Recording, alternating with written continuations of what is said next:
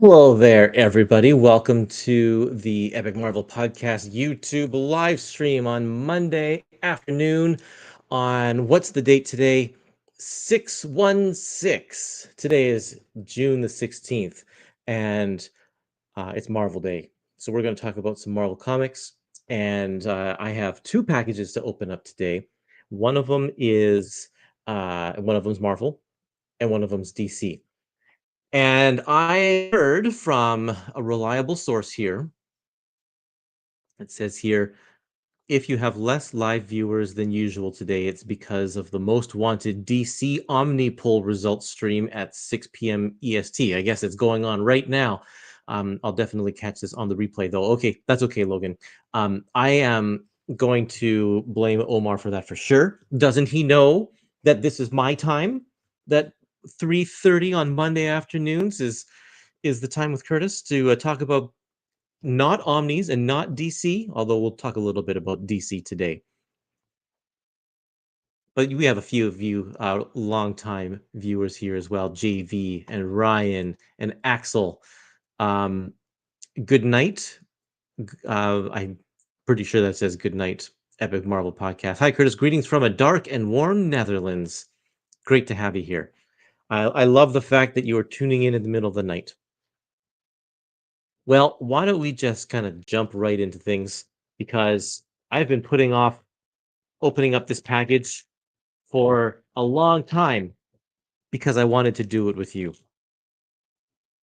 I actually got it back on Tuesday, and the willpower I've had to show to not open this up has been incredible, because I've really been looking forward to this book, Annihilation, a modern era epic collection, Annihilation. This is a big deal because this is the very first modern era. This is the very first event epic collection. People have been asking all the time, how will these big events be collected in the epics? And then DC Finest came along, and right off the bat, they said, we are going to do event Finest. And they started with 0 Hour, and they had those whole series, including all the tie-ins in there. And I don't know if that's spurred Marvel to get this one out, but the announcement for this one came almost right away. It might have been also a coincidence, parallel thinking. But anyway, we have this here. It's volume one of two, I believe, and you can correct me if I'm wrong there. The second volume has already been announced, and it's coming out later in the year. Let me pull up my spreadsheet so I have that information as well. This book is out now, and the release schedule is here. Let me see here.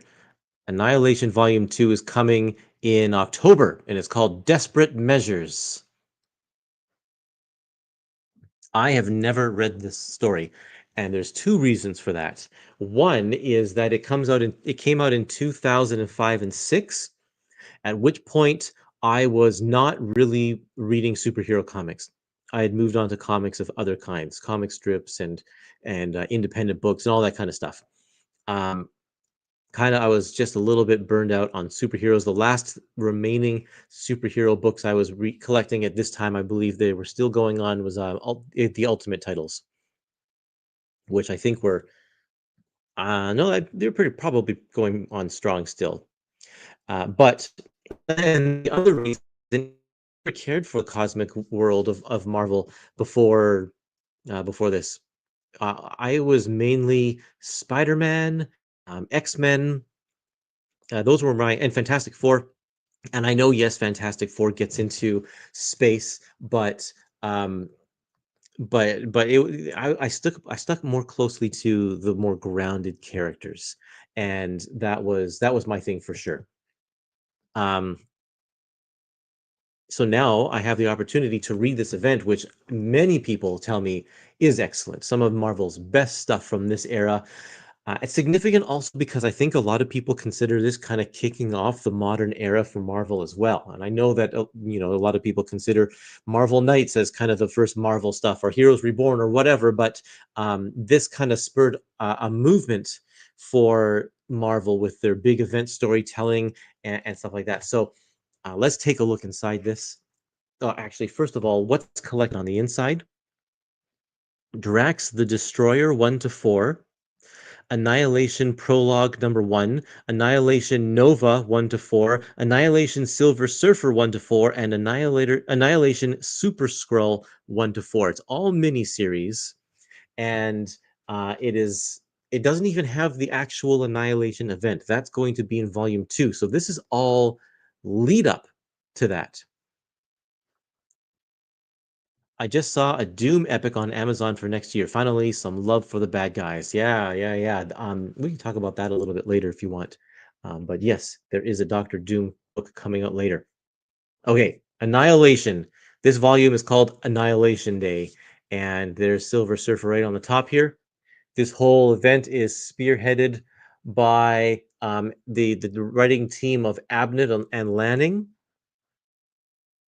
And before this, I don't even know what they were doing before this. They had a short little story in Punisher in the Epic Collection called Capital Punishment, and they'd taken over West Coast Avengers and had turned it into Forceworks.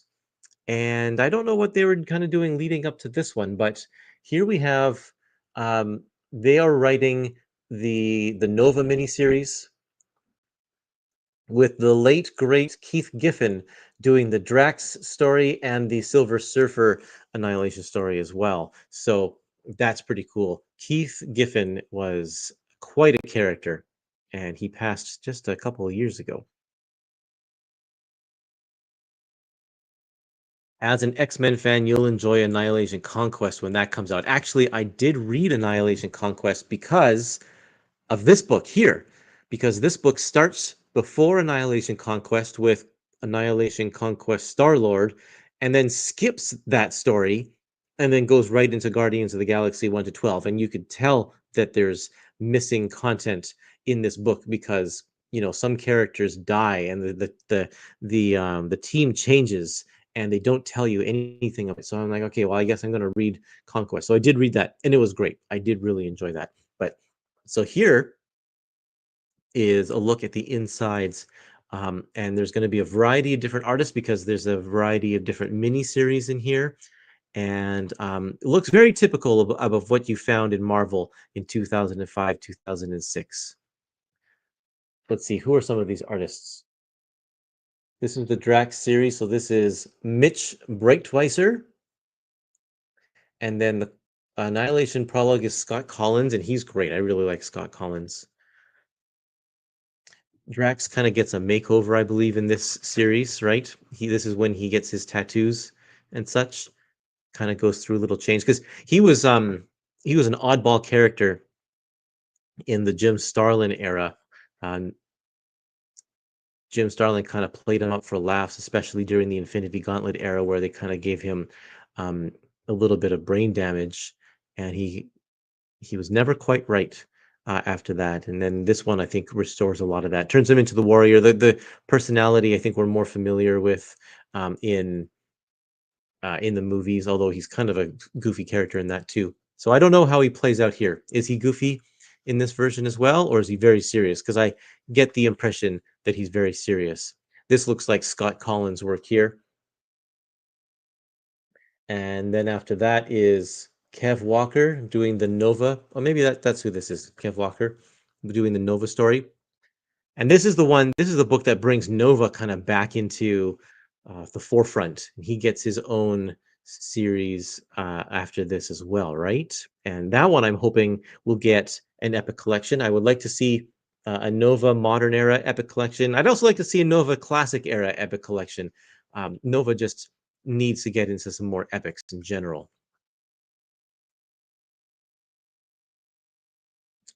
Where are we here? Let's see.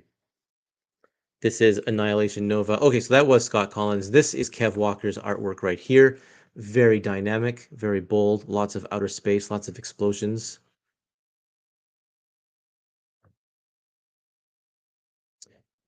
I got the gist of this plot, I think, with Conquest. It's about an annihilation wave, a big rift that's going to come and destroy. Or is that Conquest? That's Conquest, right? I'm not even sure that I know what the story. Oh, here's Drax the Destroyer. That's a nice looking page. This kind of reminds me of the work of um what's his name? I can't remember. Anyway, let's see who the actual artist is. Gregory Titus. Is that which miniseries are we in here? Oh, Silver Surfer. We're in Silver Surfer. So this is Renato Arlem. Renato Arlem. Nice splash pages in there. Oh yeah, good. It's always a good time when you have Galactus. Look at that. That's just really cool. Really cool artwork. Double page spread. That's cool too. Um, his daughter Moondragon gave him brain damage in an Avengers story. Right. Let's get to the last. There's so many just great looking splash pages there. And then here's the Super Skull story. Oh, this one looks a lot more cartoony. Who did I say that artist is? Gregory Titus. Gregory Titus doing this work on Super Skrull. So this is nice. I like that it's a bunch of miniseries because it's kind of divided up into nice little reading chunks. I could probably sit down and read one of the miniseries in one sitting and then come back to it and read another one. Yeah, there's these character profiles are found throughout this book. That's kind of cool. Let's see what here is here in the way of bonus features. Drax the Destroyer letters page by Andy Schmidt. Concept art for Drax the Destroyer. Heath Giffen layouts. So he not only wrote it, but the way he wrote it was to lay out the pages for the penciler. That's a very old school way of doing things. And that's not a surprise because Keith Giffen comes from the old school of comic book writing. And he's a great artist himself, so not a surprise. Um, sketch variant by Adi Granov. Some more layouts by Kev Walker here. They're kind of small, which is too bad. But for layouts, you don't really need to be, they don't need to be big because they're kind of just thumbnail sketches anyway. Cover sketches. And some bonus images. What are these? Unused recap page art, promotional artwork. Oh yeah, the wraparound or the connecting covers. That's cool. And then the next Epic Collection, the next modern era Epic Collection is going to be the Devil in Cell Block D.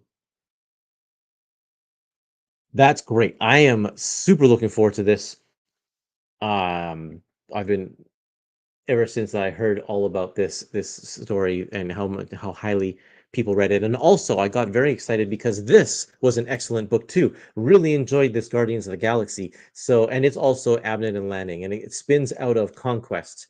And so that kind of got me in the mood for this whole era of Marvel Cosmic. So yeah, these complement each other. Of course, Annihilation Day comes first, and then this is going to come um, after the Annihilation Volume 2. So there we go. Next on the list is in this box right here. Shall we open it up here?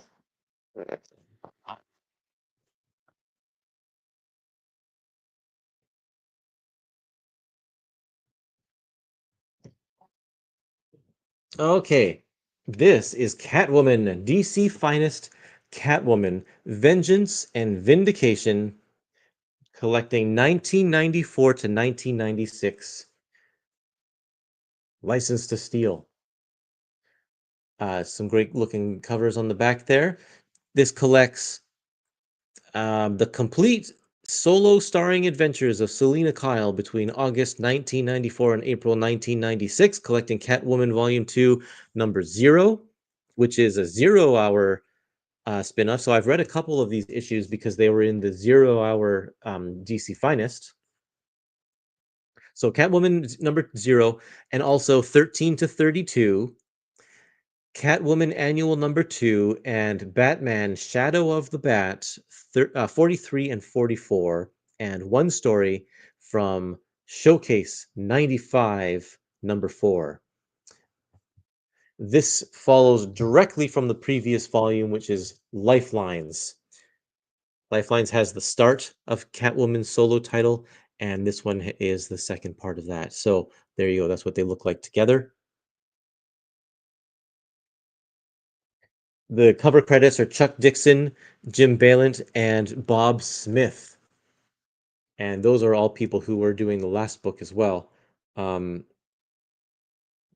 I guess Chuck Dixon did have a couple of stories in the last one, I believe.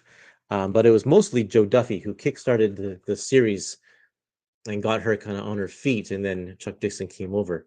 So all of the credits there. We get cover credits in the table of contents. Is nice. And then yeah, Night's End Aftermath. So if you read the first volume, the stopping place usually with a lot of these, and I'm speaking mostly from the epic perspective, is that they find a good place to stop where it doesn't end on a cliffhanger. But this one did end on a cliffhanger, actually, because I guess maybe there wasn't a great place to stop. And so the story, I'm gonna guess, is gonna pick up in the first issue of this one here, because it was all part of the Knight's End story when Batman's back was broken and someone else had taken up the cape and cowl. And so Catwoman, of course, gets mixed up into all of that. Interesting color palette here. Look how washed out it is. And I'm assuming that that's intentional and not a fact of the printer, but it's very muted colors, very different from what we come to expect from these restorations. Yeah, it looks like the whole thing is a little bit more muted. That's not a bad thing. Looks good. But yeah, there's the 0 Hour story. This 0 Hour story is not collected in oh no, this story is the one that's in the 0 Hour DC Finest. It's just one issue.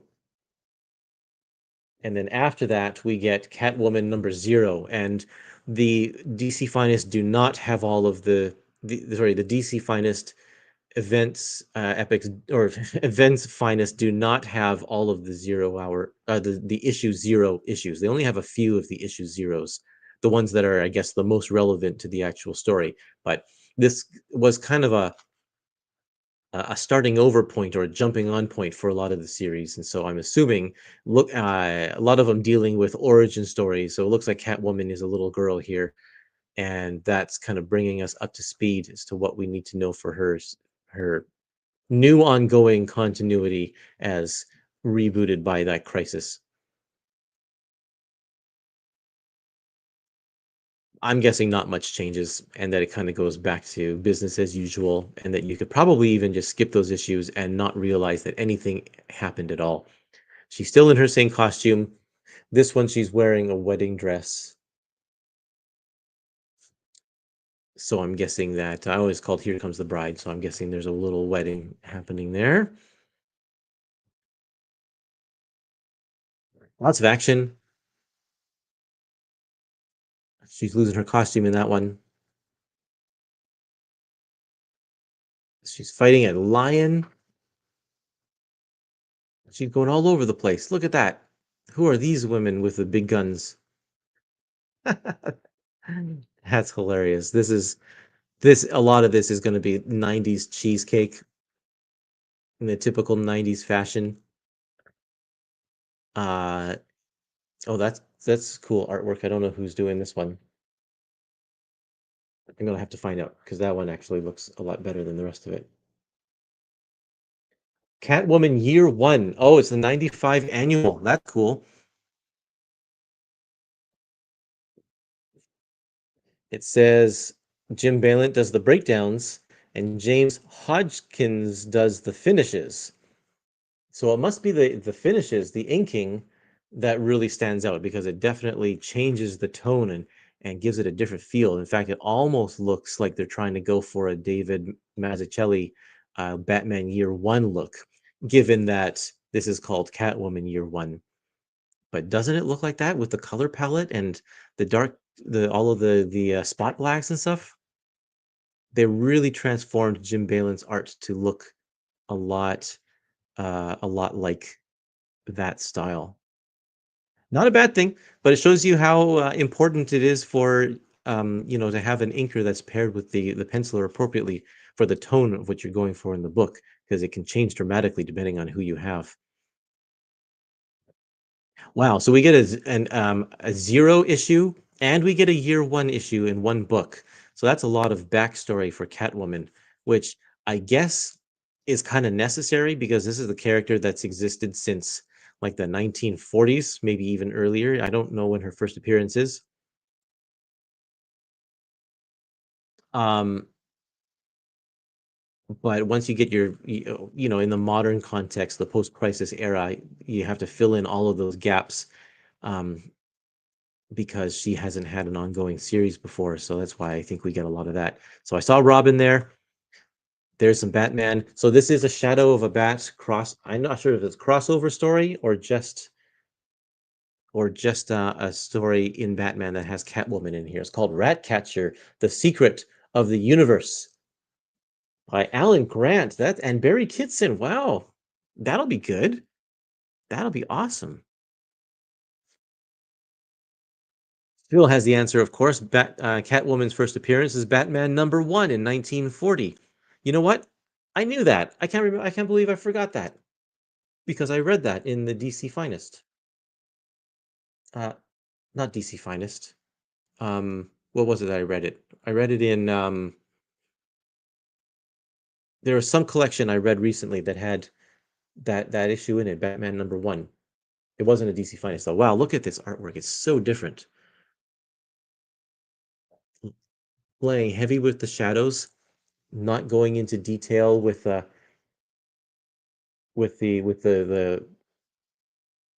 all of the shading and such. Very thick lines, very interesting style.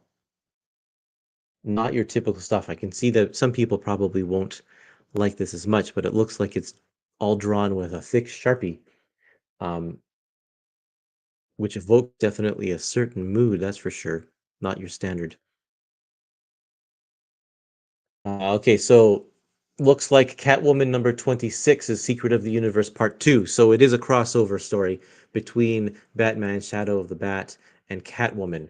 And then this one looks like Alan Grant's writing this too. And we get Jim Balent doing the artwork. So we have a very contrasting style of art between these chapters of the crossover. That's interesting. And then this one gets an actual title page. That's cool. I like that. That'll be really neat to read too. And then look at that. Wouldn't be DC without the gorillas. This one's talking, so I'm assuming it's like a Grodd or something like that. I don't know. That's pretty cool though. It's always a good time when you have gorillas in there. What else do we have? That looks like Grifter from Wildstorm. Which chapter are we on here? There's a splash page, Catwoman running in the rain. I'm not too sure about the anatomy on that one. That looks a little, I think the pose got away from him a little bit there.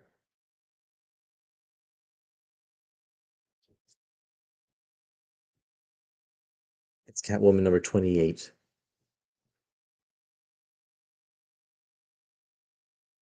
Well, let's see here. This is great. I really like the first volume.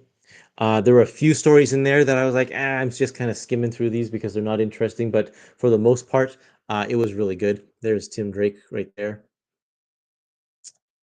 So that's cool that we get to see him show up as well. And then Contagion number 9, chapter 9.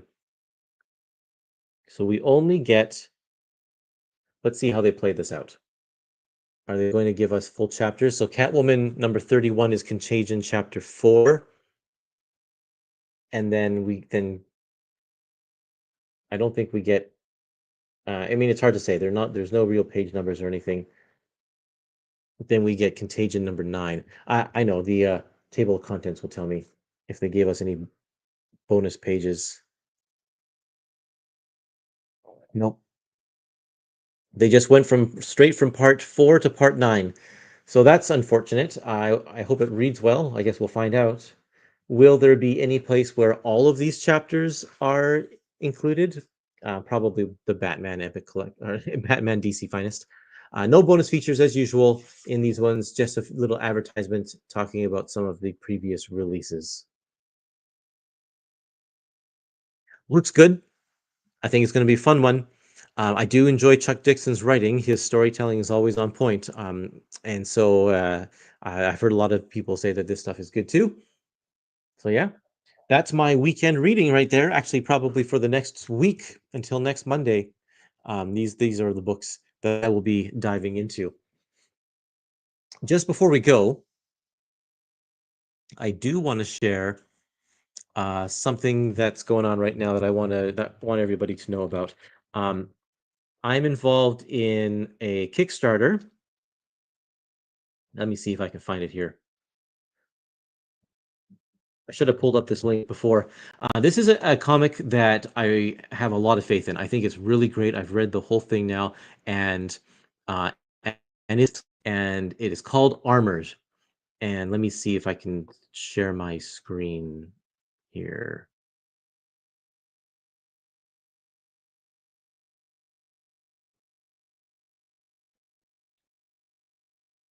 Okay, this is it.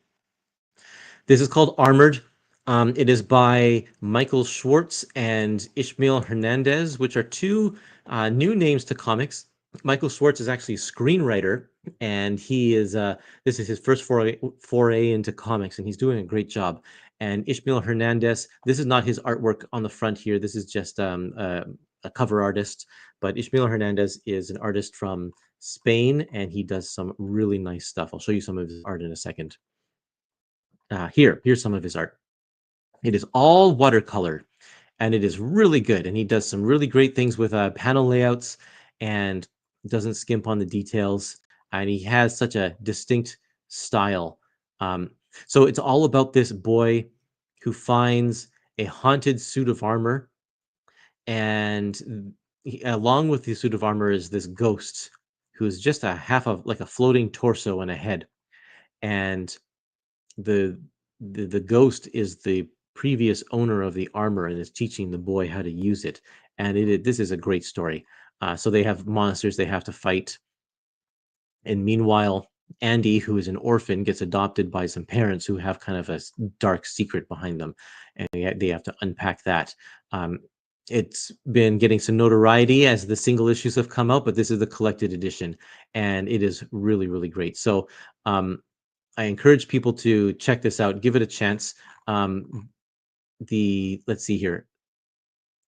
How much is it for one book? If you want just the one hardcover book with a dust jacket by David Mack, it's 35 bucks. And I've been involved because I'm designing the book. I'm designing the cover and how it is presented on the inside. And so yes, I have a vested interest in it, um, but it's a really, really good book. So if you want to take a chance on something that you've never heard of before that gets my full endorsement, I am involved in a lot of Kickstarters, and I rarely ever promote them outside of just work channels. Um, but this one I think is actually really special. I really like it. So I think it's one that a bunch of people should learn about. So check it out. I'm gonna put a link in the comments, I think. Let me see if I can find. I'll stop sharing that. Um, find a way to I don't know where the link is. Anyway, I'll put the link in the description of this YouTube video for those of you who want to check it out once I've stopped streaming here.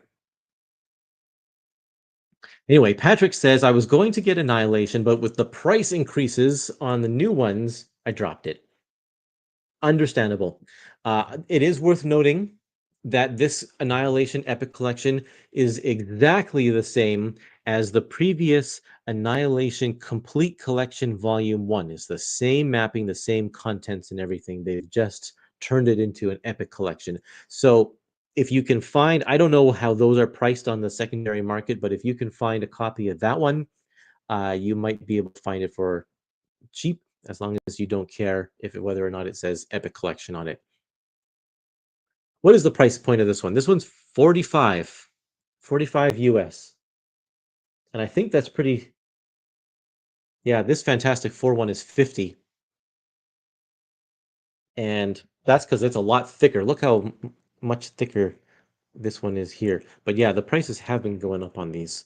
This Guardians of the Galaxy Epic Collection, this one was 45 as well. And you compare that to the DC Finest books, which have all been a consistent $40 across the board so far. Yep, still 40. And so whether they will increase those prices is yet to be seen. I suspect that they will at some point. Everything goes up in price eventually. That's just the way that inflation works. So we'll have to see when that happens. James is here and he says, I'm looking forward to the Peter David Supergirl volume in August. Timely considering his passing. Yeah, he passed just like last week.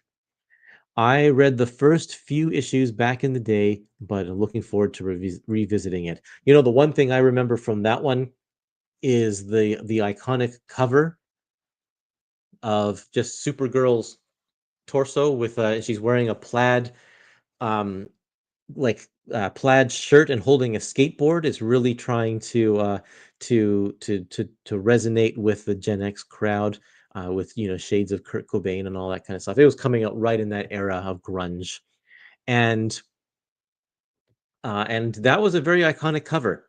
And I remember also when Miss Marvel, the new Miss Marvel with Kamala Khan as Miss Marvel, that first issue came out, and that cover kind of spoofed that old Peter David Supergirl cover.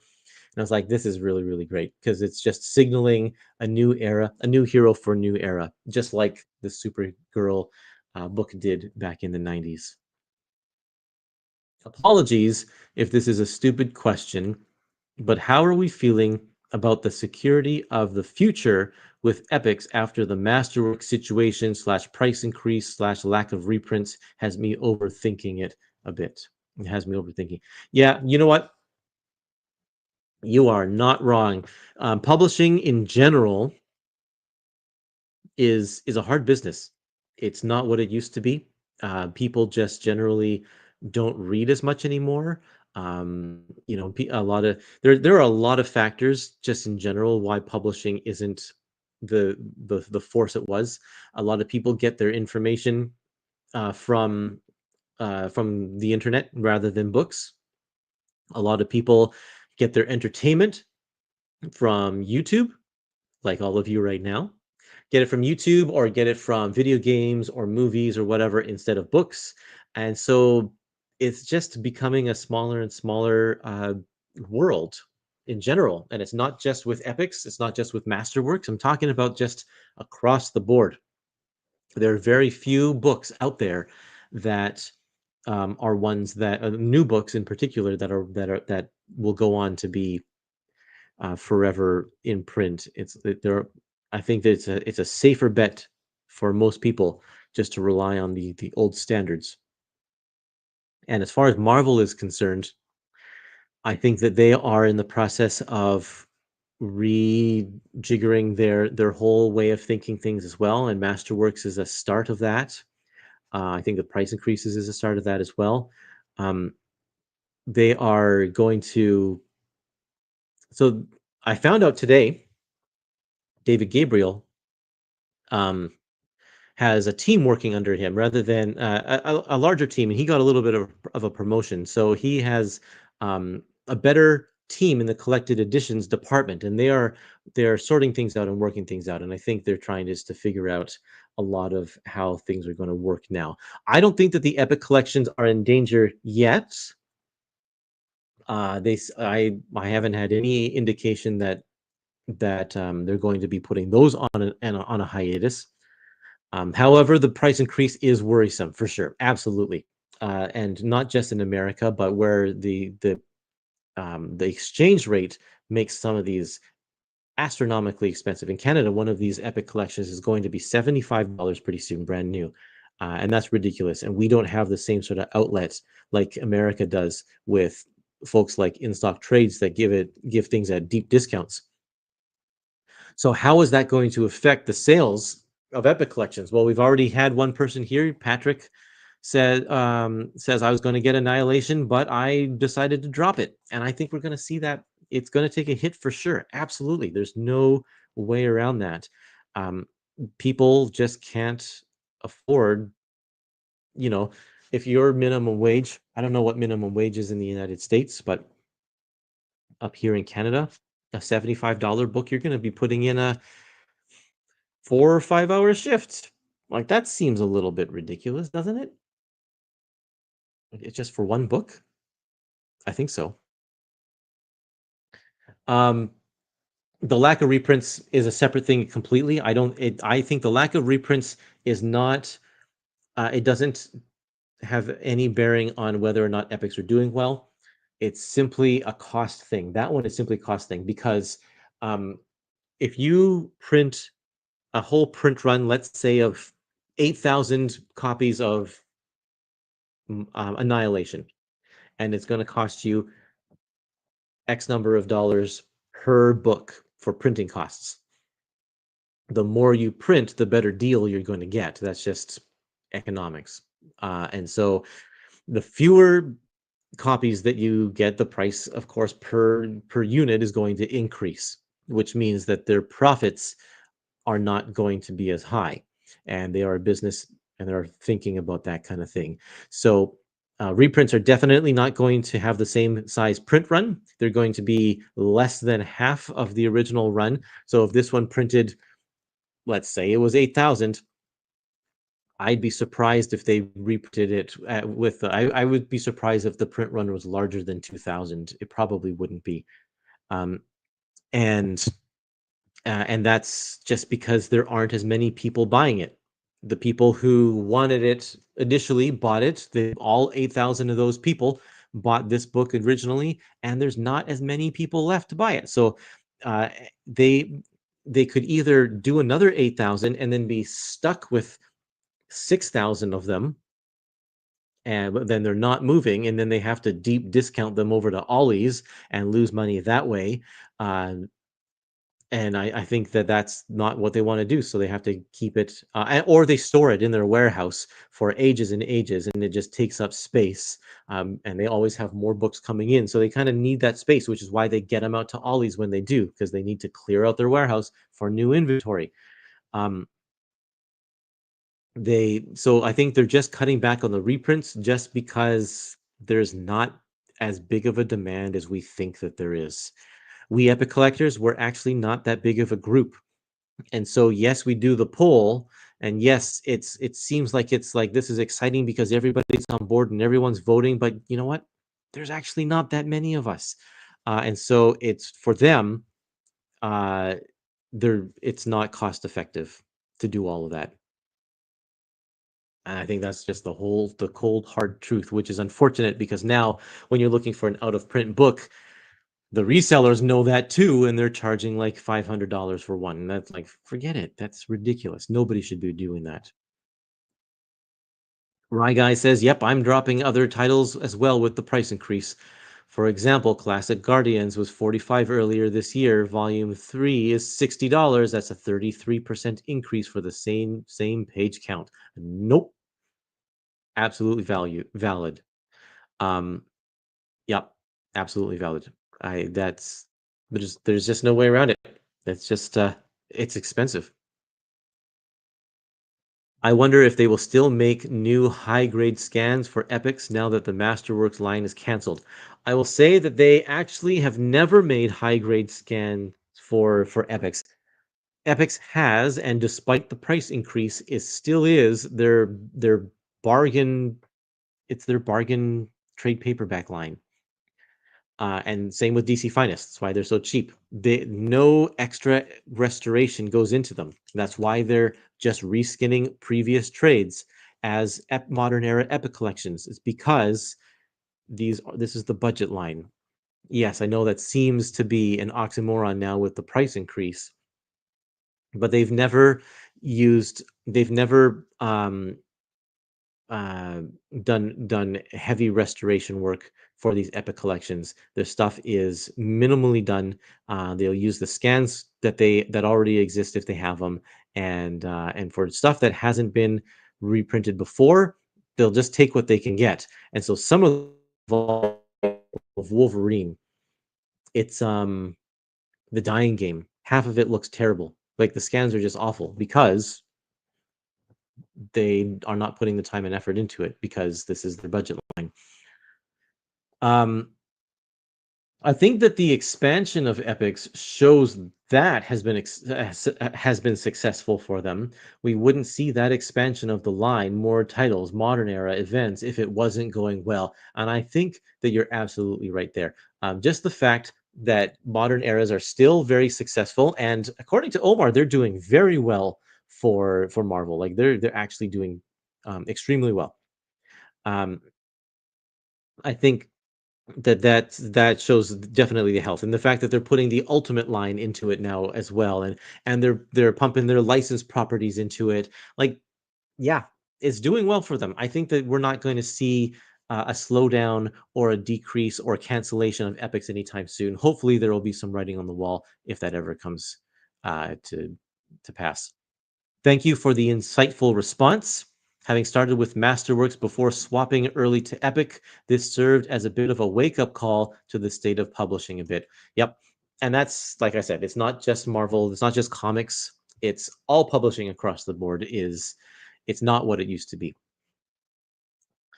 I wonder if they will make new high. Oh no, we already talked about that. What was the line? Um, Annihilation is one of the best ever comic events. Yeah, I'm looking forward to reading that Thor Odinson. Can we get a better look at that T-shirt, please? I'm intrigued. Sure. This says 8D, and it has a whole bunch of different characters on it, not licensed. It's because this is the shirt of a comic book store that sadly went out of business just recently. One of my local comic book shops, run by a great guy, and he just couldn't do it. It just wasn't. He wasn't bringing in the bills compared to the rent and all of that stuff. It's a hard business to be a comic book, like a brick and mortar comic book store. But his comic book store was called Eighth Dimension, and he got these shirts made up that said eight. And all of these characters have representations from all of the different corners of comic books.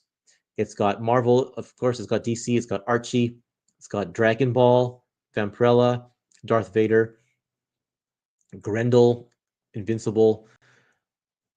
Oh, that's a Pokemon, Sailor Moon,